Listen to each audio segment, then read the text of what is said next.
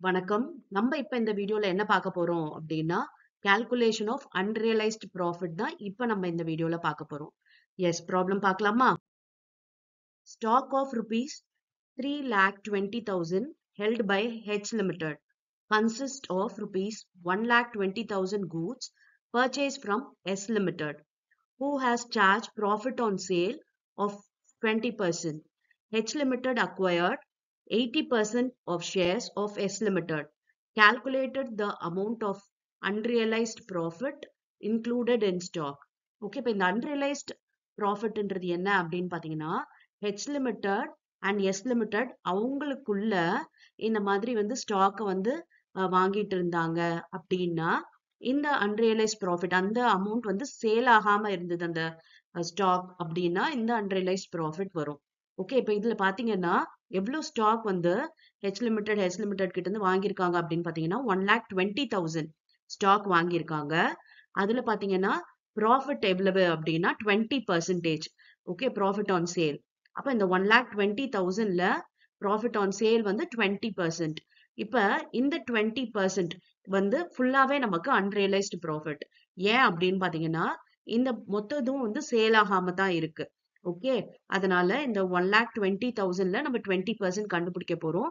அதுதான் பாத்தீங்கன்னா unrealised profit. பாருங்க, அன்ரியலைஸ்டு ப்ராஃபிட் 1,20,000 into 20% போட்டோம்னா எவ்வளவு வருது பாருங்க, 24,000 அன்ரியலைஸ்டு ப்ராஃபிட். ஓகே, இப்ப வந்து சில ப்ராப்ளம்ல பாத்தீங்கன்னா இதுல half of the goods not sold அப்படின்னு கொடுப்பாங்க, இல்ல வந்து பெர்சன்டேஜ் கணக்குல இவ்வளோ கூட்ஸ் வந்து சேல் பண்ணல அப்படின்னு சொல்லுவாங்க. அப்ப அந்த பெர்சன்டேஜ் வரைக்கும் தான் அன்ரியலைஸ்டு ப்ராஃபிட்டா இருக்கும். இதுல அது மாதிரி எதுவுமே கொடுக்காததுனால நம்ம என்ன பண்றோம், இந்த 1,20,000 கூட்ஸ்மே வந்து சேல் ஆகாம அன்ரியலைஸ்டு ப்ராஃபிட் இன்க்ளூட் ஆயிருக்கு அப்படின்ட்டு நம்ம பாக்குறோம். எஸ், இப்ப நெக்ஸ்ட் ஒரு ப்ராப்ளம் பார்க்கலாம். இப்ப உங்களுக்கு ஈஸியா புரியும். பாருங்க, Holding Limited owns 80% of Subsidiary Limited.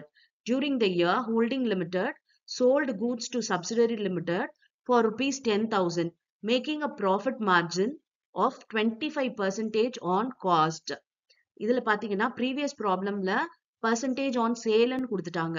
இப்ப இதுல பாத்தீங்கன்னா percentage on cost ன்னு கொடுத்திருக்காங்க. அப்ப percentage of sale அப்படின்னா நம்ம ஈஸியா அப்படியே percentage வந்து அப்ளை பண்ணி கண்டுபிடிச்சிட்டோம். ஆனா காஸ்ட் அப்படின்னு கொடுத்ததுனால நம்ம இப்ப என்ன பண்ணணும்னா சேல்ல எவ்வளவு பெர்சன்டேஜ்ன்றத முதல்ல கண்டுபிடிச்சிட்டு அதுக்கப்புறம் தான் நம்ம வந்து ப்ராஃபிட் என்ன அப்படின்றத கண்டுபிடிக்கணும். ஓகே, கொஸ்டின்ல வித்தியாசத்தை புரிஞ்சுக்குங்க. அதுல வந்து 20% ஆன் சேல்னு கொடுத்ததுனால நம்ம டைரக்டா அந்த கூட்ஸ் ஸ்டாக்ல வந்து நம்ம கால்குலேட் பண்ணிக்கிட்டோம் அந்த 20%. ஆனா இதுல பாத்தீங்கன்னா profit margin of 25% on cost அப்படின்னு கொடுத்துருக்காங்க. இப்ப நம்ம என்ன பண்ணணும்னா ஆன் சேல் முதல்ல கண்டுபிடிக்கணும். காரணம் என்ன அப்படின்னா நமக்கு இங்க கொடுத்துருக்கிறது வந்து சேல் பிரைஸ் தான் இருக்கு, நம்ம கிட்ட காஸ்ட் பிரைஸ் இல்ல. அதனாலதான் நம்மளால காஸ்ட்னு கொடுத்தா டைரக்டா வந்து போட முடியாது அப்படின்னு சொல்றேன்.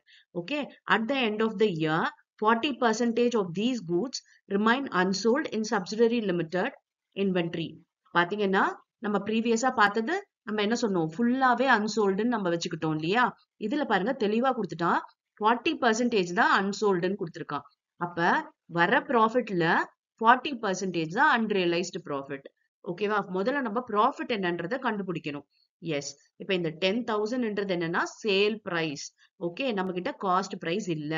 அப்ப நம்ம என்ன பண்ணணும், காஸ்ட் பிரைஸ்ல இருக்கிறத நம்ம சேல் பிரைஸ்க்கு நம்ம கன்வெர்ட் பண்ணணும்.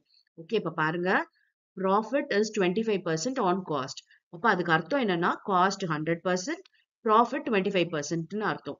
இப்ப சேல் பிரைஸ்ன்றது என்ன, அதாவது காஸ்ட் பிளஸ் ப்ராஃபிட் தான் சேல் பிரைஸ். அப்ப சேல் பிரைஸ் என்னவா இருக்கும், காஸ்ட் 100, ப்ராஃபிட் 25 போது சேல் பிரைஸ் இஸ் 125. பாருங்க, 100 plus 25 125. அப்ப இந்த 125 ஓட வேல்யூ தான் இந்த 10,000. ஓகே, அப்ப நமக்கு வந்து ப்ராஃபிட் எலிமெண்ட் எவ்வளவுன்றத கண்டுபிடிக்கலாமா. அதாவது முந்தின சம்ல நம்ம போடும்போது 10,000 into 25 divided by 100 அப்படியே போட்டுட்டோம், ஏன்னா அது சேல்ல கொடுத்ததுனால. இப்ப நமக்கு காஸ்ட்ல கொடுத்ததுனால இப்ப சேல் வந்து நம்ம என்னன்றதை கண்டுபிடிச்சிருக்கோம் 125. அப்ப அந்த 125 தான் சேல் பிரைஸ், 25ன்றது நமக்கு ப்ராஃபிட். அப்ப இந்த 100ல எவ்வளவு ப்ராஃபிட் இருக்கு அப்படின்றத போட போறோம். பாருங்க, 10,000 into 25 divided by 125. புரிஞ்சுதா? ப்ரீவியஸ் ப்ராப்ளம்ல 100 போட்டோம். இங்க ஏன் 125 போடுறோம்னா நமக்கு இதுல காஸ்ட்ல கொடுத்திருக்காங்க. நம்ம இப்ப சேல்ஸ்ல வச்சு கண்டுபிடிக்கிறோம். ஓகே. அப்ப இது எவ்வளவு வருது அப்படின்னு பாத்தீங்கன்னா 2000 வருது. ஓகேவா? இப்ப இது 2000ன்றது மொத்த ப்ராஃபிட். ஆனா நமக்கு தேவை அன்ரியலைஸ்டு ப்ராஃபிட். அன்ரியலைஸ்டு எவ்வளவு அப்படின்னு பாத்தீங்கன்னா 40% ஆஃப் கூட்ஸ் தான் ரிமைன் அன்சோல்டுன்னு சொல்லிட்டாங்க. இப்ப அன்ரியலைஸ்ட் ப்ராஃபிட் எவ்வளவு? 40% இந்த 2000ல. ஓகே, எவ்வளவு வருதுன்னு பாருங்க, 800. இதுதான் அன்ரியலைஸ்டு ப்ராஃபிட். ஓகேவா? ஈஸியா இருக்கு இல்லையா?